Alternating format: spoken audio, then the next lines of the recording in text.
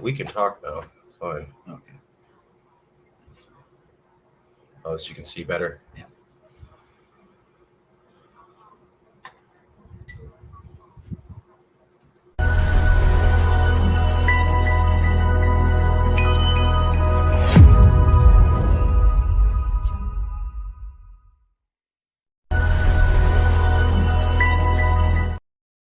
Well, welcome.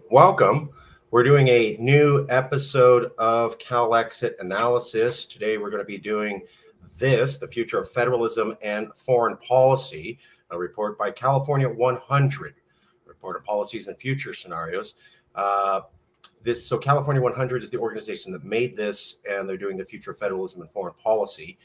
In that document by this major think tank, which we're going to cover, it talks about basically talking points that Calexit has been used all the time, such as only California could be a separate self-sustaining nation, a literal quote from the report itself. So let's just get right into it. Here is the report, Future of Federalism and Foreign Policy by California 100. Now, here's the people that put this together. The California 100 research team is comprised by Henry E. Brady, Lindsay Maple, Ava Kalanog.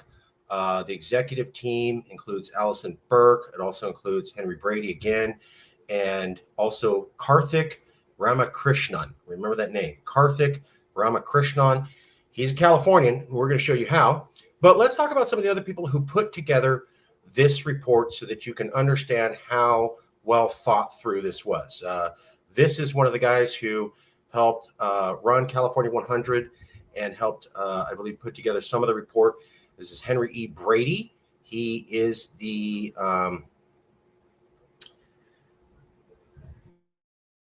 dean of the Goldman School of Public Policy at UC Berkeley from 2009 to 2021. So this guy was the dean of public policy at UC Berkeley, one of the top schools, if not the top school in the country. There's another one of the research. There's Lindsay Maple. She's also served as Deputy Director of Research for California 100. Spent 4 years with the California State Auditor's Office, developing actionable policy recommendations for some of California's most critical and pressing issues. And she received her master's in public policy from the UC Berkeley Goldman School of Public Policy, where this guy's from. So, master's, dean for a decade, master's degree from there. Here's another person, Ava Christina Kalanog. She has also a master's in public policy, but from the University of Chicago, also a very good school. These are the specific authors for this report. We're going to focus on, and we already showed you Henry E. Brady. So Henry E. Brady wrote this report. Here's another guy who wrote this report, Bruce E. Kane. Bruce E. Kane is the Bill Lane Center for the American West at Stanford School of Humanities. He's an expert in U.S. politics, particularly the politics of California and the American West. He was the director of the Institute of Government Studies at UC Berkeley from 1990 to 2007, or 2 decades. He was elected to the American Academy of Arts and Sciences and has won awards for his research. Here's another person, Kate Gibson, Associate Director, also Master's of Public Administration, University of Washington. And finally, Karthik Ramakrishnan. This is the guy that started the organization. Here he is for the Public Policy Institute of California, which is the top think tank in all of California. He's an adjunct fellow for the Public Policy Institute of California, professor of public policy at UC Riverside, and the founding director of the Center for Social Innovation. He has published numerous articles, reports, and books. He directs the National Asian American Survey and is founder of AAPI Data, which publishes demographic data and policy research on Asian Americans and Asian Pacific Islanders. Also a board member of the California Endowment and chair of the California Commission on APIA Affairs. That's the guy who started. So we're seeing, Berkeley, deans, masters, different Washington, Chicago, public policy background, another master's, directed the whole policy center at Stanford. These are the people who put together this report.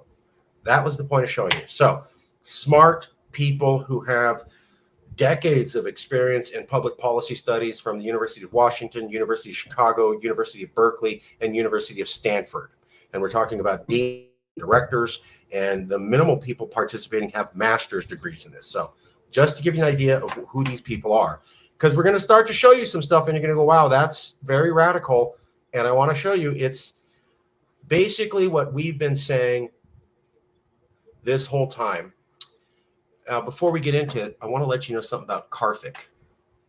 Karthik wrote this article in 2015, 9 years ago. He basically says California needs to have its own immigration policy and should pretty much ignore the federal government. So he wrote that in the LA Times 9 years ago. Screw the feds. Let's have our own California-based immigration policy.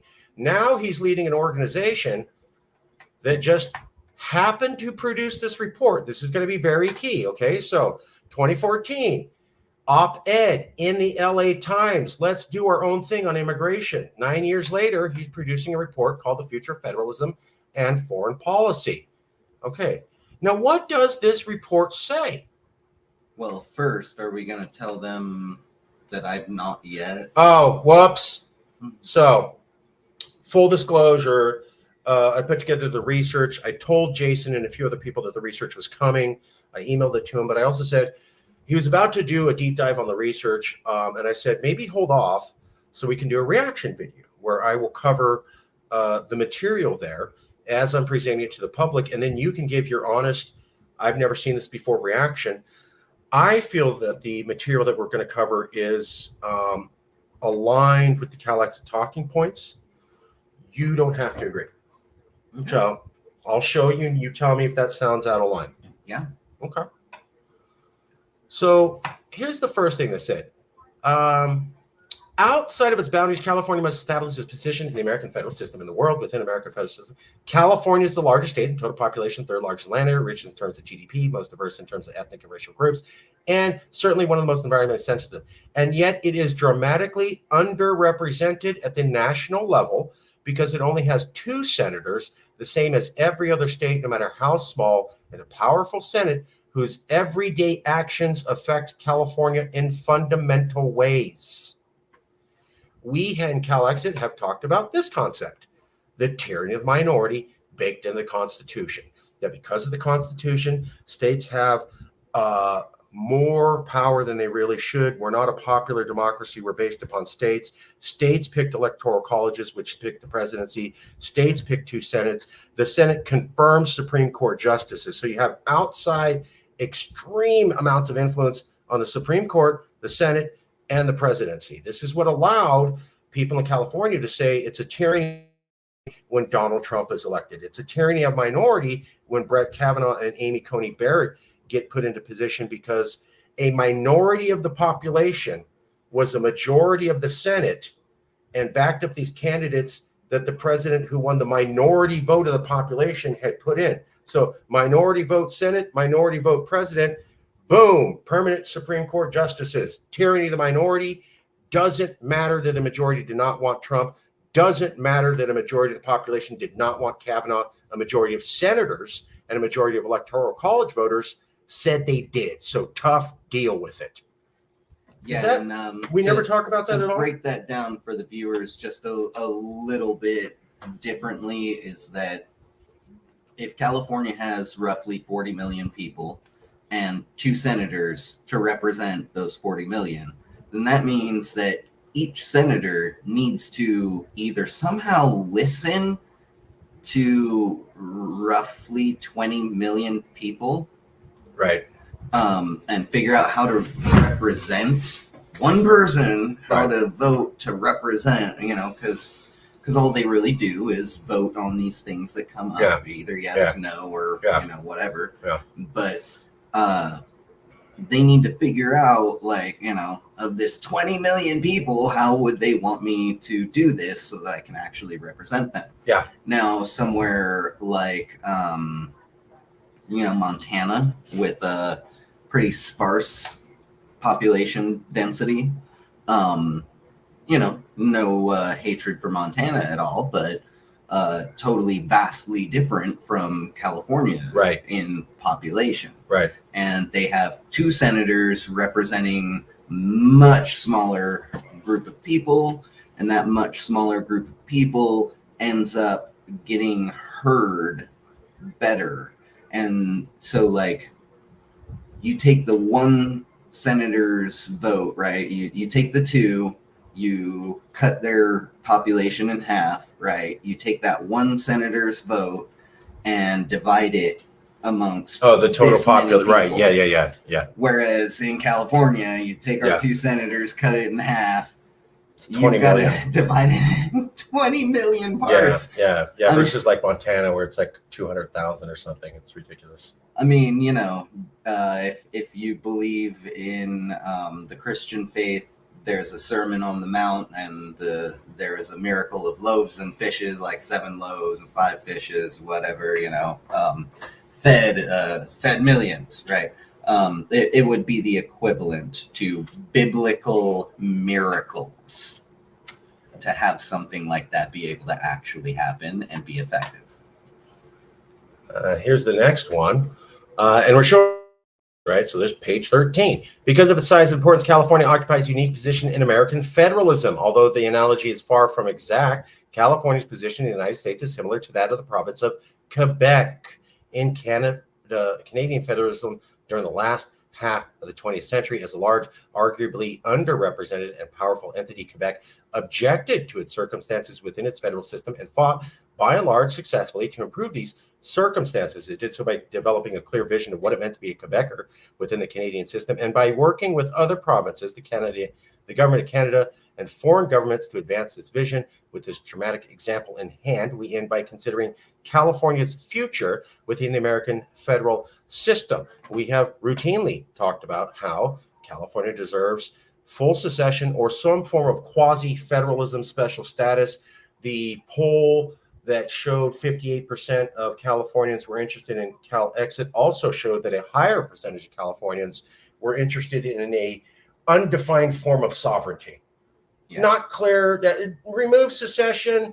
They're talking about Quebec. We had higher votes than secession for Quebec-style government, and that's something we've been talking about. Many of us, and even when I start the book on Calexit, or even like Scottish devolution, right?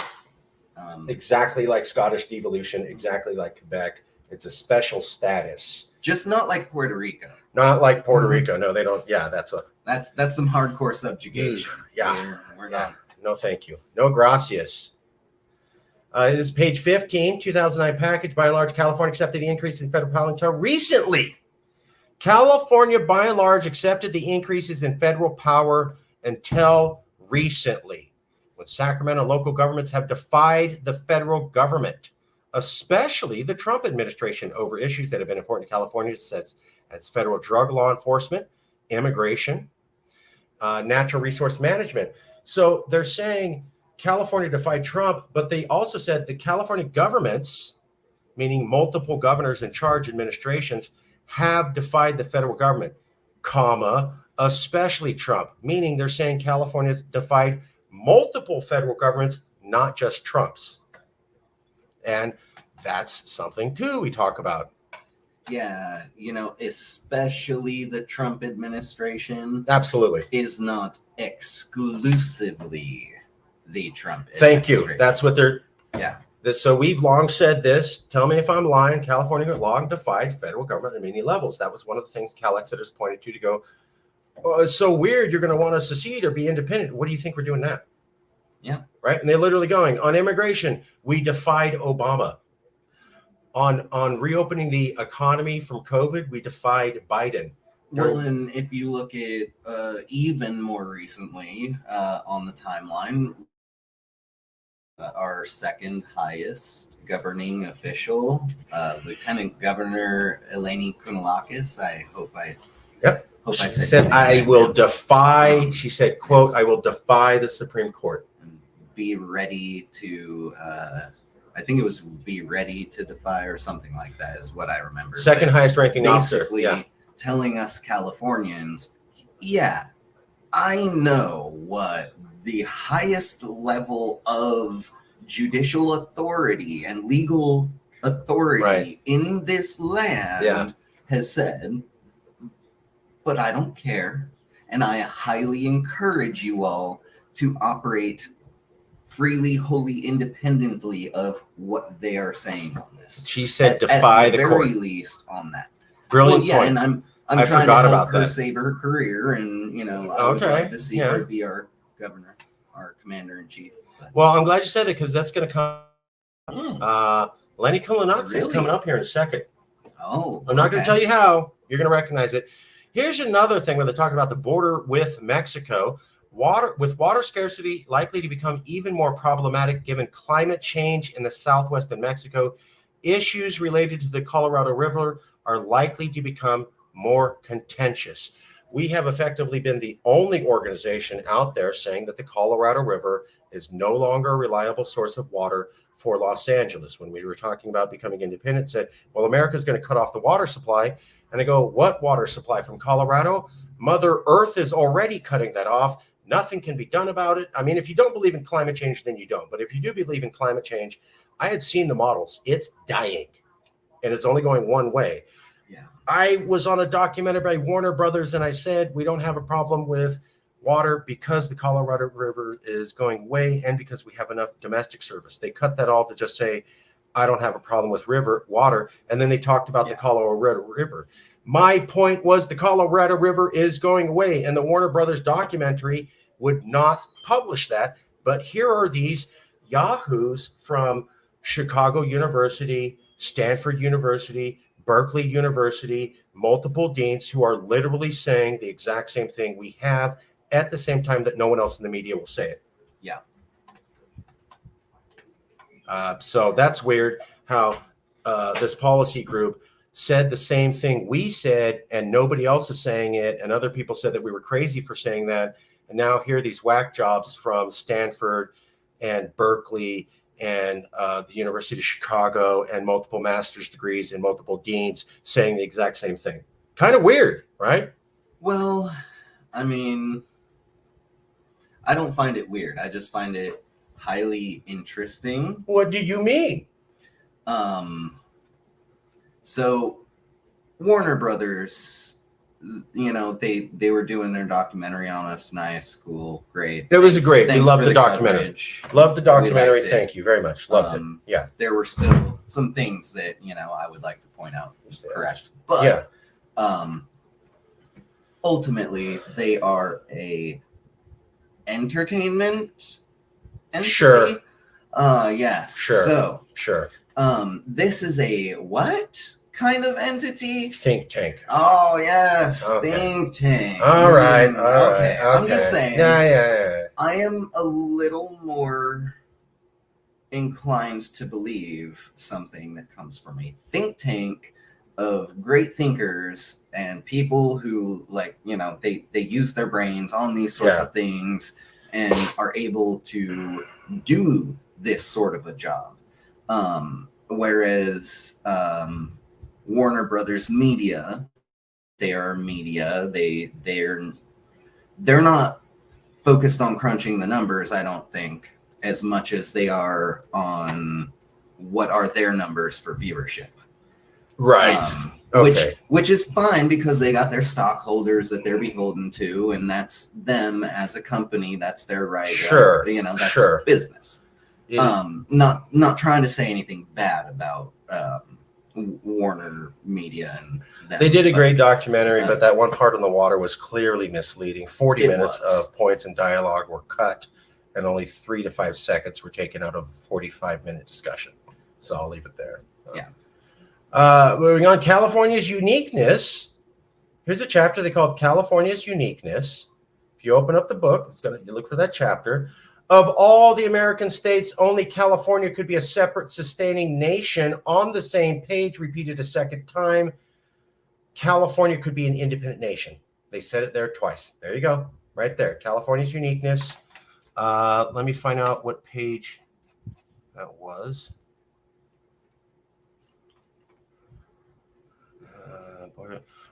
Page 51. No, yes. Yeah, that was page 51. So hold on. Let me, whoops. If I do this, there you go. Page 51. My bad. Putting it back on. Yet because of the I'm sorry. I see you have these parts highlighted, and for a really fair reaction and being able to disseminate whether or not I can truly agree with you on are they actually saying now something like that is pretty clear, right? That's clear. I just noticed this first part, and you don't even have it highlighted, but as the largest U.S. state in population, the largest U.S. state in GDP, only exceeded by the national economies of the U.S., which counts our California into it, right? That's U.S. counting California. U.S. beats California. Without California, though, that's an important number. China, Japan, and Germany, right? And Germany, actually, thanks to being an ally of America, has actually fallen a little bit further behind. The third largest in land area, only Alaska and Texas are bigger. And then the most diverse population for Hawaii. California is exceptional. I also had noticed on that last page there was a thing about Baja, and Baja getting the short end of the stick on water and infrastructure, and we know that from all of our friendly. Yes. The Baja folks. Yeah. I totally missed that. California's uniqueness, they immediately start the paragraph comparing California to nations. Also, has the highest mountain in the continental United States, the third longest shoreline of any state, and extensive forests, deserts, and farmlands. That's good diversity. Greatest producer of agricultural goods. We are the only people who've been saying that. That was the same thing we got into the debate on. Well, we're going to cut the Colorado River off. Fine. Then we're going to cut off 90% of your fruits and vegetables because they come from America. Most of American ag land goes to corn and wheat, not for human consumption, but for chicken and beef consumption. Most of the actual plants that humans consume in America come from right here in California. That's why they're saying the greatest producer of agricultural goods. Also, the greatest importer of goods into the United States is California. Yeah. This is not something that I'm making up, folks. Right, I'm reading it here from a professional think tank survey. Right? Top think tanks is what they said. A blue ribbon panel kind of seems like they should be on it. Yeah, absolutely. Oh, that's right. We'll need to add them to the blue ribbon. Nice. The greatest producer, greatest importer, and the second greatest state in exports. And only Texas is bigger. Because it ships out oil. Yes. Lots and lots. Lots of oil. Texas, yes, ships oil. California ships 1 million different goods. So no one is that. I want to be clear. That's not like California and then there's a state that's close to California with international shipment of a variety of goods. It's California, no one else. And then when you're looking at oil, if you want to go by volume and weight, yeah, they sell more. But they don't sell international goods. It's strictly oil. So there's no cars, there's no technology products, there's no food, there's no fruit, there's no wine, there's no clothing, there's no anything that comes from any other nation. And it's not from anything that we produce here. Artwork, computer programs, software, phones, laptops. No, it's just oil. So, well, I mean, just to play devil's advocate here, doesn't Elon live in Texas now? He does. Aren't they exporting tweets and exploration? I mean, he's trying to. Now, will that actually be a large part of the Texas economy? We'll have to see. One of the favorite things that I liked about when Elon left California was that a year afterwards, he had to admit that he was wrong. He thought a lot of people would leave California and follow him. And he did an interview a year later where he had to admit that he was shocked that basically nobody from here left. And they're like, look, I get it. It's tough. They're like, don't you want to leave and bail on California? They're like, no. So he left and he had to replace almost most or all of his staff because nobody from California left with him. Yeah, and I personally, Just saying. I moved up to Oregon Sure. a couple of years ago Sure. because it didn't matter if I was working 3 jobs. I still couldn't afford a studio apartment where, my Right. bedroom is my living room and my bathroom and my dining room. And, Right. But these people turned away a higher paying job Yeah. with more money to Oh, yeah. stay in California. Yeah. Well, and the only reason why I left is because I couldn't even afford Right. a little studio. If I could have afforded one of those little studio, Yeah. pardon the term, but asshole, Let's not hole in the curse. wall, Yeah. kind of a places, I would have stayed in California. I would still be currently California resident. Well, you and I was priced out. along with Gavin Newsom's personally chosen homeless director, Yeah. left California because he couldn't afford to live here. So you're in good company, I think. I know my stepsister left. She didn't want to. Most of the people that I know that left didn't leave because they go, I hate this place. I got to go. It's like, I can't afford it. Those are two wildly different things. Yeah. I do got to point this out. California, simply because of its sheer size, this is the second paragraph on the right side, sends more taxes to Washington, D.C. than any other state and is less dependent on federal dollars than 3/4 of the other states. We have routinely talked about how California is not dependent on federal money. We are a donor state. We support 35 other states. Here they are bringing up the exact same thing about being a donor state. I do have to correct them, though. They're saying here California breaks even. A recent study concluded that California gets back $1 for each $1 it sends to the federal government. That is a lie. And I don't know why California think tanks do this. The study they're referencing isn't from California or California think tanks or California universities. It was produced by New York State, and it concludes that actually New York State's more of a donor state than California. They only look at 1 to 2 years out of a 40-year period and conclude that we break even. That is misleading. Lie. So when I you're would saying, say that's misleading at best. I know we've gone over all of this stuff before, over and over. Yeah. Only 1 year in the last 40 years, and I'm 38, so longer than I have been alive on this planet. Only 1 year, and that was actually rather recently. it was 2014.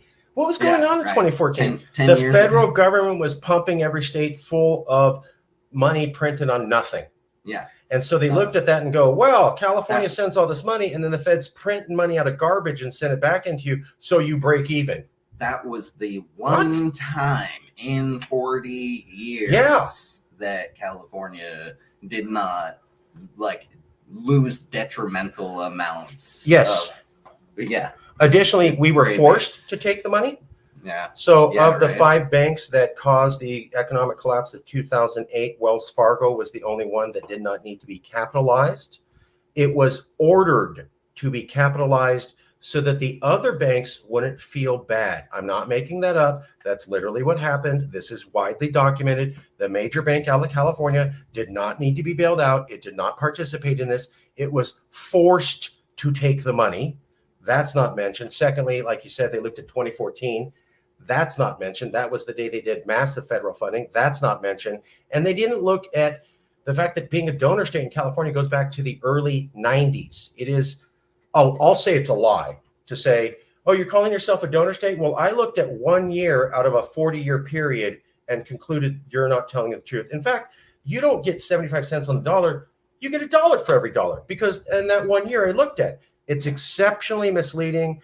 I don't know why Californians quote it, and it really confounds me because it's not based on California research from Californians. It's by New York, and it's very clear why New York did it, because they wanted to be seen as a bigger victim than us.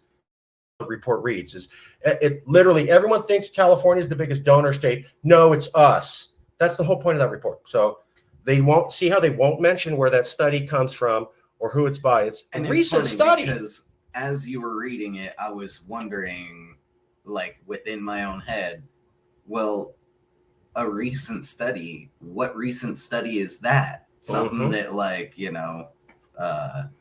not referenced, not mentioned. Say one of those federal agencies that's been recently caught having fudged numbers by the tens of thousands. Maybe it's not one of their reports, is it?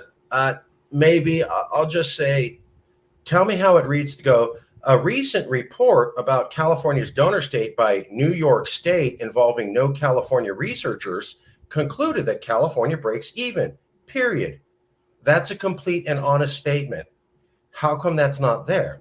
Because people would laugh at that if they saw it. That's true. They would immediately go, that's garbage. That's why they didn't print it. So sorry. I don't know why you're doing this, and I don't know why you can't point that out. Here we go. Here's another one. Quebec. Let's see here. Yeah, here we go. Yeah, this is on page 52.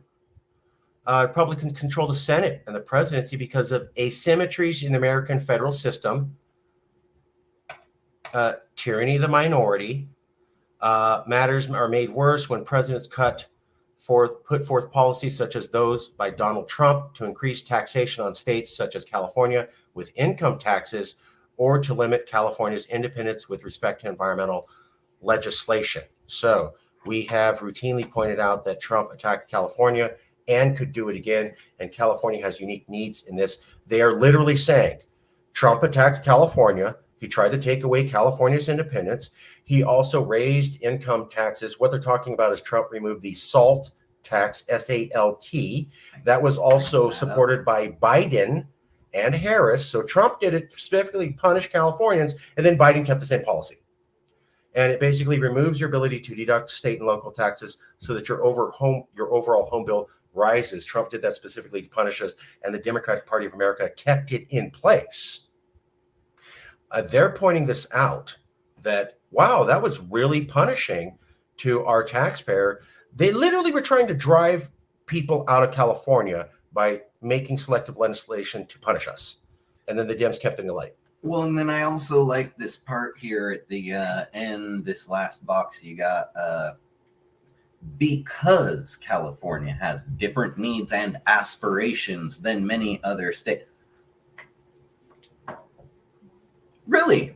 Because California. Well, and I'm just gonna break this down.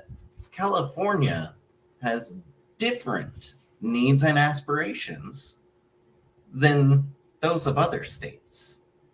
Sounds like a California nationalist. That sounds like someone just said that we're really, really different. To the core. Oh, good point. Not only that, right, but because we are so different, it feels unrepresented in these circumstances. I told you when you saw this, you're going to point out stuff I missed. California is different from America. We've been saying that. California has different needs and aspirations from many other states. Feels underrepresented. Well, not actually. If you look, unrepresented in these circumstances. Unrepresented. In these circumstances, for our needs and aspirations that are exclusive to California, pretty much endemic to California. Well said. In these circumstances, we get zero. And they know enough of pulling data and whatnot to be able to conclude that California as a whole feels unrepresented in these situations, these circumstances. Well done. Brilliant analysis. Which says, now we know 58%, right? It's as low as 51%, which is winning. As high as 58%. support from our voters for Calexit right now. Right. And then they're seeing statistics that are telling them enough to tell them that California, without a doubt, feels unrepresented. Not under, but zero representation. Right. Now, we're so culturally different, and our economy and our aspirations are so different. Wasn't the United States of America founded because there was burdensome taxation without adequate representation? Yeah, there was. So, give me $1 billion. So we were talking about Eleni Kounalakis. California has also created new positions to engage internationality. Governor Newsom designated Lieutenant Governor Eleni Kounalakis as the governor's representative for international affairs and trade development, and created the International Affairs and Trade Development Interagency Committee. We had said the day Kounalakis was appointed, Governor Newsom just changed the description of lieutenant governor to Secretary of State, and he hired for the first time ever in this position of lieutenant governor a person whose experience was as a diplomat. So first time diplomat is lieutenant governor, and right at the time that he changes the description of lieutenant governor to basically sound like what the federal government calls a Secretary of State, they are literally pointing out the exact same thing, that we have a Secretary of State like a nation, after they had just talked about how California is a different nation, a different country almost, with different aspirations, and that it could be independent. Well, yeah, and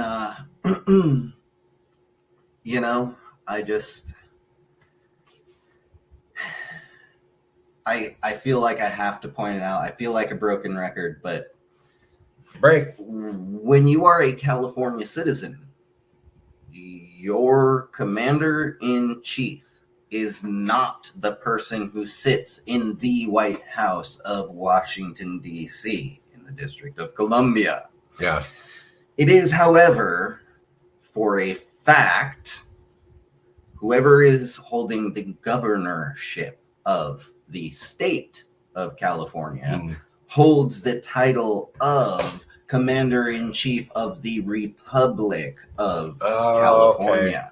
It is a dual title that they take at the same time when they swear and sign. That's it. They got those two titles, but they are the Commander-in-Chief for those 40 million Californians. That makes sense. Not Biden or Trump. So when people said, not my president, not my president, hey, if you were a Californian and you were saying that, you were right. You were maybe even more correct than you knew at that time. Now, I'm just going to point out, and this was on page, I think 53, I'm not sure. But just go to the conclusion section of the book. It's at the end. It's got this picture right on it. Those flags are at the same height. That is against U.S. federal flag code. It's also something that we routinely do here in California, or at least as California nationalists.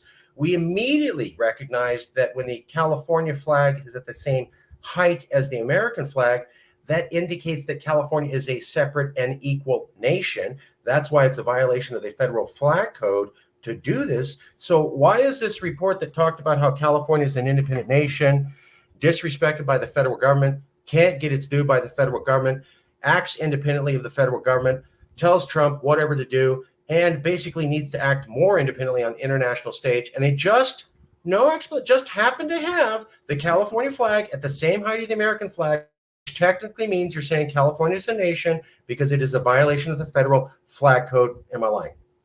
No, you are absolutely correct. And I love the United States federal flag code, because I always have to point out, anytime it comes up, that Blue Lives Matter. I'm sorry. I don't want to do all that. Yeah, okay. Quickly. Yeah. I don't hate police, okay? I don't. Even though I was brutalized by police, and that's why I'm currently on crutches, that was just 3 officers. It wasn't every single police officer in America or the world. So now that that's out of the way, I will just say I love pointing out the United States flag code because it does say very clearly that you are not supposed to take that image of the stars and stripes and alter it in any way. You're also not supposed to use it for profit. You're not supposed to put it on disposable things. United States of America during 4th of July, all those paper plates covered with the stars and stripes, right? That get thrown away into the landfill. You know how disrespectful that is to the stars and stripes? Not only that, though, but a lot of people might know this, that the colors of the flag mean something. The blue background, the federalism, right? The field of federalism for the 50 entities that live together. The red stripes for the blood that was shed in these horrific battles for freedom against tyranny. And so these people make it black and white. So they're taking out the sacrifice. They're taking out the unity. And then they're saying, what? The only thing that matters is the police's lives. Okay. Which I'm not saying they don't matter. I'm just saying. So United States flag code is an interesting thing.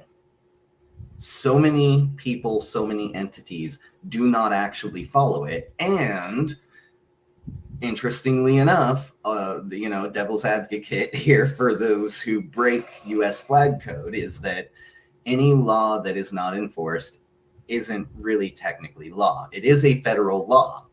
It, however, has zero penalty or punishment assigned to it because they felt that to do that would actually impinge on the right to freedom of speech. So when you hear someone say, oh, you can't fly the flag up at the same level, or you can't turn your American flag upside down in a sign of distress, right? Any of these things, you can't burn a flag. Well, actually, you can. Within reason, you can do all sorts of things. It's just why we do it, right? And so a lot of people, like the Blue Lives Matter, they're doing it because they're feeling that they have a deeper respect for police officers, right? Which is fine. And I would just say, maybe find a way that isn't breaking federal code to show that. Okay. If we could please, that's a 5-minute segment on Police Lives Matter, not on topic. So we'll just, last thing was, that was the end of the show. Major think tank spreads Calexit talking points. Were you shocked to see a policy group at that level basically point out that the Constitution doesn't work for us? We need a federal special autonomous status. We have a long history of defying the federal government. We're not dependent on the federal government at all. We support 35 states in America. We're culturally different from America. Trump attacked us and could do it again. We have unique needs in the nation. And our governor created a Secretary of State position. And then they just happened to put the American flag at the same height as the California flag. Am I way off saying that these align with a lot of the talking points that we've had to Calexit over the last 5 to 7 years? I would say no, you are not way off or off at all. I would say that you are highly accurate. These are not all of our talking points. Of course, yes, because we've got millions. Yes, sir. But each of these talking points that they're pointing out here are talking points that we have, and again, we develop these talking points because of what we notice, what we see, the facts, the statistics. We look these things up, we read about these things, we analyze these things, and then we draw the most accurate, unbiased conclusion because we're not interested in what each of us feels about it, right? Like, I don't want what we feel personally to come into it. And right. Yes, you're right. Yeah. So that's why we do so well on our analyzations. Yeah. But we find these things, we look them up, we look at them. I'm so glad that we got to do this, blind reaction, because Did it work? no, I am pleasantly surprised. I would say, as your boss, as the CEO, Straight up. I definitely encourage you trying to secure interviews with the folks involved with this, because our plans for the future, which I'm not going to say too much about. It's going to be announced somewhere else. But our plans for the future might potentially include something about a blue ribbon panel. Oh, absolutely. And folks such as these would be the type of people that you would want. This guy, there are additional researchers. These were support researchers, but I've already sent emails for asking for a review to him and to her, to him, and to him. Oh, and to her. So we'll see what the response is. Okay. This is the report. Yeah, if you can get any or all of them, I'm going to try. I'm definitely interested in what they have to say, as far, because of being big thinkers and clear thinkers. Yeah. Definitely interested in what they have to say on our movement and where we're trying to lead it to and why, right? A lot of people ask us, well, why, and what would an independent California look like? I'd love to pick their brain. Right. Exactly. Pick their brain. That'd be so great. And because when people ask us, they're asking, experts on the movement, and we see all these numbers, we analyze things, right? So we're right up there. We see the same things. We've been seeing the same things that these folks are seeing and saying. It's just that these folks have a different kind of credibility with the general public. Absolutely. When it comes to, is something like this viable or not? So having them on camera explaining what it is that they're seeing, or even how they came to these conclusions, right? I think that would be interesting, not just for myself, but also for the rest of California. I would love to pick their brain. I'd love to, yeah. I think they're already where we're at. I think that these are the points they were willing to make. Because they made 10 to 13 of them, or 7 to 13 of them, I'm betting they back all of our other points. They just couldn't fit it into a policy. I have no evidence to that at all. Zero evidence. I have nothing to back that up. I'm just saying. Well, I again, you got a bunch of the points together. I'm like, you clear. I'm shocked if these people are not already Calexit backers and haven't told anybody. I just happen to say 1, 2, 3, 4, 5, 6, 7, 8, 9 of your talking points, but no, I don't believe in it. Well, and I would say, as devil's advocate, actually, I wouldn't be all that surprised, because we know that many people out there, when they first come to hear of Calexit and California independence, if they are the type that looks into things themselves and really, don't just trust Wikipedia, the first thing that pops up, but like go to actual government sources, look at the numbers, look at the figures, right? People who really research, when they come across these facts, whatever they felt before is out the window, and they now are like, wow, this is a really oh my God, this is the clear move to make. Absolutely. So I'm not all I don't think that really they had to be Calexit supporters necessarily to come to these conclusions. I think that all they really had to do is what they do best, what they do for a living. Get those numbers and figures and statistics, analyze it and figure it out, wrap your head around it in a totally, completely unbiased manner, and just present the facts. And looks like that's what they've done here. And Impressive. Full round of applause. I'd tip the Cali hat, but He won't let me wear one on camera right this now. unfortunate professionalism because they think we're all yahoos and we have to act like we're not.